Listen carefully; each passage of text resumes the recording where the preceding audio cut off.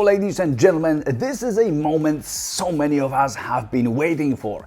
We've got available not only the legendary Big Daddy GS in its newest form, so now the R1300 GS, but also a hugely, and I mean hugely upgraded mid-size GS, well, maybe not upgraded, but changed. Mid-size GS, the new F900 GS, and they are both as close as never before. The new 900 is more powerful than some of the first iterations of the big one. This is how far they've come at BMW. And I ain't no fanboy, I assure you. Now, what's the purpose of this video? I am not sure I shared this ever before, but many years ago, decades ago, I happened to work at a BMW Motorrad dealership as a young salesman, and I do remember a few stories, including one that involved a guy willing to purchase a brand new F800 GS at that time. Everything would make perfect sense except for some details here and there, which in the end led us to him leaving the showroom on a big GS and being super bloody happy about it. If it happened today, the story wouldn't be as revolutionary, as I believe that the two new ones are much more similar nowadays, and they mostly differ in how they deliver, but they deliver a lot of similar stuff, I think. Now look, I've been doing it for a long time now, and I made it kind of a mission for myself to give you guys the best and the most honest information, or the most honest experiences and emotion on adventure motorcycles possible. There's a lot of history in the background, and this topic today is really big. In one corner we've got a mid-sized F900 GS with 895 cubic centimeters, inline engine with 105 horsepower, with 93 Newton meters of torque and 219 kilograms of weight, with fuel, while in the other there is R1300 GS with precisely 1300 cubic centimeters of its two-cylinder boxer engine, 145 horsepower, 149 Newton meters of torque and 237 kilograms of weight with no additional options, no extra. This sounds like a hell of a lot of differences, and that's right, but not fully. Now let me break it down into certain segments to compare these two in, and since I started with the engines, let's continue down this path. The difference in the numbers is vast, and there's no denying that. R1300 GS in a straight line will smoke the 900, and it will present a very clear difference in terms of flexibility especially.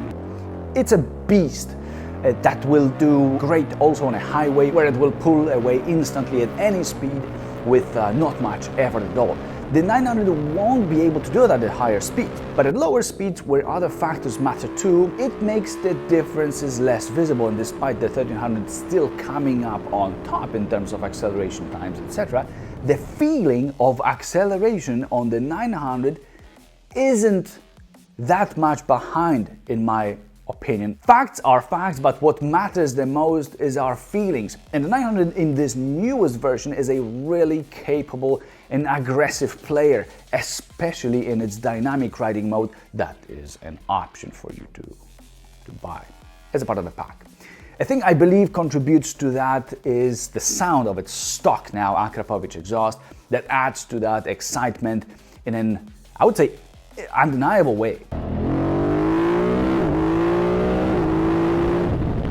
The R1300 GS sounds like a 95-year-old falling off the stairs, really not cool, and you don't want to hear that ever again once you hear it.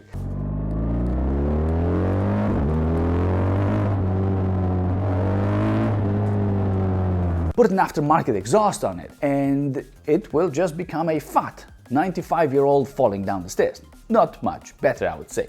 So performance-wise, the big one wins, but in city riding, I say that the 900 isn't really falling behind and is also super exciting to ride. None has any heat management issues, while the boxer engine in the big one, it does vibrate more in my opinion, but this doesn't bother me. The second area to assess is handling, and while F900 GS does fine, it's not a leader in its segment, and it also cannot beat the R1300 GS once this one sets off. The big GS has been a king of handling for years, and it remains so largely also outside of its segment of, well, large adventure motorcycles. The F900 GS most certainly cannot beat it either at low nor high speeds where the 1300 just plays with changing directions more effortlessly and quicker, in my opinion, while remaining better stability and giving you more control. It's also easier to ride perfectly straight at crawling speeds, so yeah, the lighter bike isn't always a better handling or a nimbler one. Then in the next area we've got suspension, and since BMW have dropped the ESA electronically adjustable suspension in the midsize GS, and now they offer it with, well, manually adjustable suspension, there goes some points to the 1300 for ease of adjustment. Also, this newest generation of electronic suspension in the 1300 is really advanced. It now makes a difference in terms of how hard or how soft the bike is becoming in which setting, and on top of that there is now the option on the big GS to drop down a few centimeters to make life easier for shorter riders, so it can lower itself when coming to a standstill. There's none of that in the 900. One thing it does have is larger suspension travel, which may matter when off-roading or in some other cases. 1300 can be much softer and more comfortable than the 900, and so if you are looking purely for comfort, this is your choice, no question about it, basically. But you may also stiffen its suspension visibly. Now, front suspension of the 1300 barely ever dives thanks to BMW's unique telelever front suspension, now called Evo telelever, for whatever Evo reason. Overall, I feel that the bike feels better in its softer settings generally, and it suits it better in my eyes. I like it soft, so I prefer the comfortable but still composed suspension of the 1300. Even keeping in mind that it's harder than the previous R1250 GS, which I liked even more in terms of suspension comfort. This round goes to R1300 GS as well. Now, focusing on seat and position comfort, this becomes even more subjective, but both bikes have fairly hard but well-shaped seats that I can sit on for long without much fatigue. Not as awesome as my electronically adjustable 7G11 office chair from Power Seats, obviously. Well, this is the king of comfort, but both of these bikes have also wide handlebars that provide a lot of control over the front wheels, and I do have a pretty much fully upright position on both. Then comes the knee angle that I do prefer much more on the F900 GS, thanks to its high seat and low foot pegs, as opposed to an even, lowered seat that the R1300 that I was given had. Even without it, now in its newest generation, it feels like it's too cramped. So here I've got to give it to the F900 GS. It's more spacious, I think, and it's also slimmer too, which some riders may like. Wind protection is undeniably better in the 1300 thanks to its better shaped windscreen and adjustment that in some versions can be electric, and that is awesome. F900 GS has no adjustment, so it's a sore loser here. Brakes. While both bikes coming from BMW brand are good here, I'm a huge fan of R1300 GS's brakes that are synced, and also because of the front suspension that's not diving when braking, so the experience of all that control over the bike is incomparable to anything else on the market, period. 900 GS brakes fine and all is good there, but the 1300 is just on another level. Both have easy to dose brakes, powerful ones, but the 1300 is the winner due to the experience that it provides when braking. I call that happy braking now.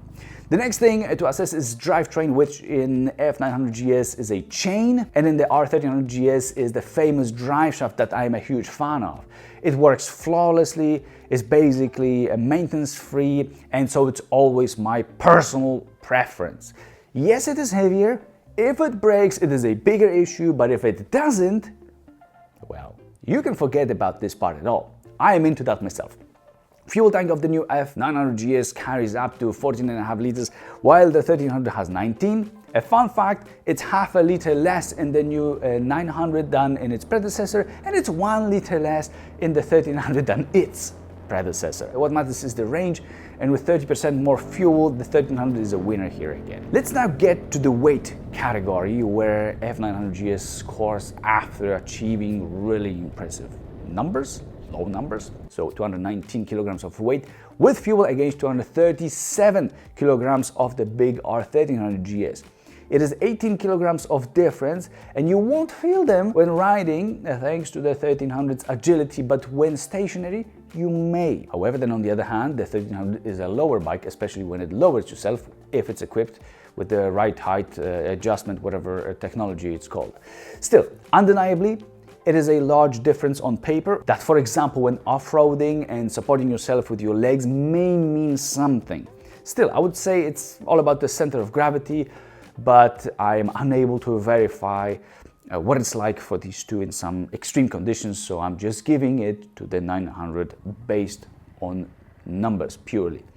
But don't let it scare you off from the 1300, as with anything that weighs over 200 kilograms, 18 kilograms is not a night and day difference. A win for the 900 though. The next place to screen is technology, and well, the 1300 is a bike from the top adventure class that receives a lot of bells and whistles that are not available in the 900, like electrically adjustable windscreen, electrically adjustable suspension, cornering front LED light, front radar with adaptive cruise control, rear radar with blind spot monitoring system, the adaptive ride height system, and now also automatic transmission that debuted in R1300 GS Adventure in 2024 and was almost instantly added to the regular 1300 GS. Nice! Now both can have keyless ignition and fuel caps, front LED lights, heated grips, cornering ABS, traction control, riding modes, and some other basic stuff, but obviously if you want it all and even more, the 1300 is your choice. This has its reflection in its price too, by the way. Now, engine and exhaust sound, and well, we've pretty much covered that before, but just briefly, R1300 GS sounds like a public toilet, while F900 GS sounds really good with that Akrapovic muffler standard. Yet they all come with Akrapovic mufflers, for now at least, in 2024, mid-2024. All stars follow the 900 here, and it is a definite winner in my eyes and in my ears. Design is the next thing, but I'm going to mostly leave it out for you guys, as both bikes have their fans. I would expect more random people who don't know what these two are to prefer the 900's looks more. I actually like it more than 1300 as well. Now, yes, there may be an influence of knowing that the 1300 is the big and the legendary GS, but this one is, well, different than the ones before, so I'll just leave it at that.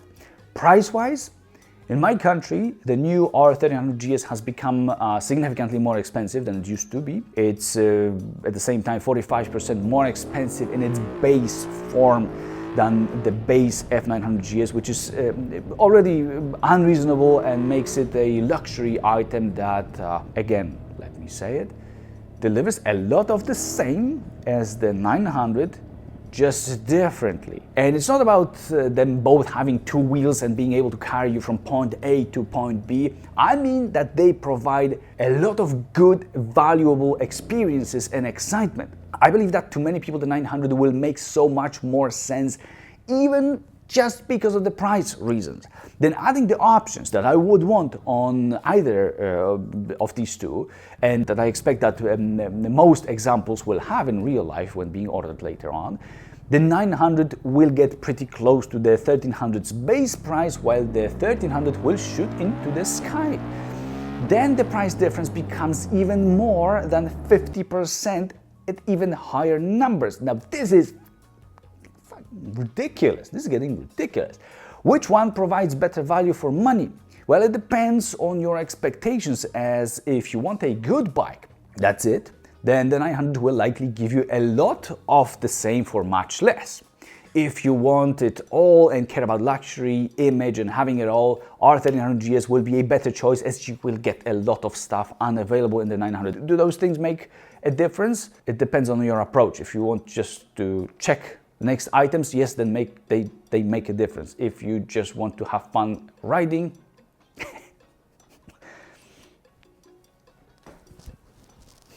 overall, if price and value for money were key things, I would point at the 900 as the winner here. And as the last element to consider on my list, there is the X factor that in this particular case is a tough call to make for me. On the one hand, the new F900 GS can make you positively crazy about riding it, and at the moment, I feel like I would more eagerly jump on the 900 than on the 1300, which is very surprising to myself. It's mostly due to 1300 becoming overall stiffer, smaller, and maybe more girly in my eyes. It's exactly about that X factor that to me might have got limited in comparison to the previous R1250 GS. I compare it to becoming a Mercedes GLE after already being a G-Class. Yeah, it may be technologically more up-to-date now, but it's a different style now, I feel. The case of the F900 GS is completely different, as from a pretty dull motorcycle that wouldn't do anything really well. Now it at least is exciting in terms of engine and performance, along with its sound and design, at least to me. Yes, it's subjective, that's right, but that's how it feels to me. Because of that, the direction two models take and the fact that I was more stimulated riding the 900, I'm saying that it now delivers more X factor to me than the R1300 GS.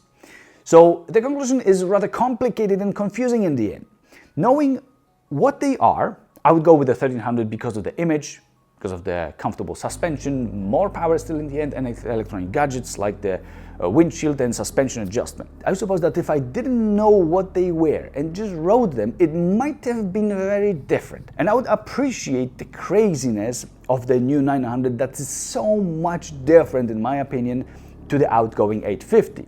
There's also a video on that already. Nice position, cooler looks, and the feeling more like being on a supermoto that you can ride wherever you want. Now this is tempting. Add to that a huge price difference without and with options, and some riders who would consider the 1300 GS coming off of, for example, older boxer power GS bikes, they may now be choosing the 900 on a larger scale than before. I really think that it's a highly probable choice for many now, or a direction in making choices now. To me, there isn't a definite winner here, and if you've got a similar mindset and a thick wallet, just get fucking two. The F900 GS to ride when you want to enjoy and get crazy, and R1300 GS to travel long distances.